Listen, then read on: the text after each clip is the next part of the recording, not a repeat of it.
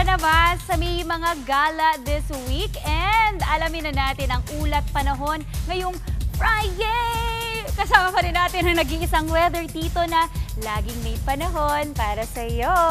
Tito Alvin, pwede bang gumala-gala this weekend?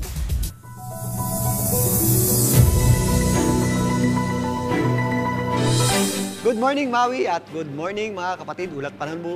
Pumuli ulit tayo ngayong araw ng Biyernes. Kasalukuyan pa rin nating binabantayan. Ito pong low pressure area sa loob ng ating Philippine Area of Responsibility. Nakapaloob po yan sa ating tinatawag na Intertropical Convergence Zone. Ito po ay huling namataan ng Pag-asa sa lying around 440 kilometers east ng Hinatuan, Surigao del Sur. Sa kasalukuyan, mababa pa po ang tsansa nitong maging isang ganap na bagyo sa loob ng 24 hours. Pero ito po ay kumikilos na system ha. Yan po ay posibleng lumapit at dumikit sa ating bansa ngayong weekend. Meron tayong inaasahang karagdagang mga pag-ulan sa malaking bahagi na po yan ng ating bansa. Sa kasalukuyan, yung kanyang trough ay nagdadala na po ng mga possible thunderstorms dito po sa Caraga. Kasama na po dyan ang area ng Davao Region. Magiging maulap din ang panahon natin sa malaking bahagi ng Mindanao at possible din po yung ating thunderstorms. Magpapatuloy yan hanggang Sabado. Kasabay nga, or magpapatuloy yan hanggang bukas, kasabay nga ng paglapit itong ating low pressure area. Nakaka-apekto rin po yung ating low pressure area dito sa Eastern Visayas, kasama na po dyan ang area ng Bohol at Cebu, kasama nga dyan ang areas ng Central Visayas. At bukas, mas madadagdagan pa yung ating mga pag-ulan sa malaking bahagi po ng Visayas, kasabay ng pagkilos nitong ating low pressure area. May mga pag-ulan din po tayo dito sa ilang bahagi ng Luzon, dyan po sa may areas ng ibabang bahagi nito, ang areas ng Virac, Sorsogon, Masbate, at mas madadagdagan din yung ating mga pag-ulan kasabay ng pagkilos ng itong ating low pressure area dito po sa may area ng Mimaropa, kasama po dyan ang Mindoro at Palawan. Kaya again, mag-ingat po tayo sa mga possible effects ng mga pag-ulan dulot nitong ating low pressure area at ng ating Intertropical Convergence Zone. Lalong-lalo na kapag nakakaranas tayo ng mga thunderstorms. Maliban po dyan, ito pong ating easterlies ang nagdadala naman ng mainit na panahon at malinsangang panahon dito po sa malaking bahagi ng Luzon.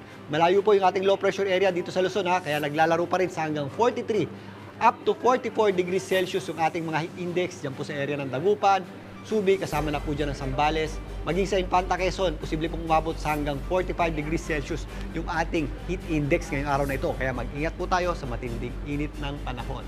Dito naman sa Metro Manila, sa mga may gala ngayong weekend, magdala po tayo ng payong dahil magagamit po natin yan pananggalang sa matinding init ng panahon, pero may possible tayong mga isolated o localized na pag-ulan at thunderstorms pagsapit ng hapon at gabi dito po sa araw ng Sabado at Linggo.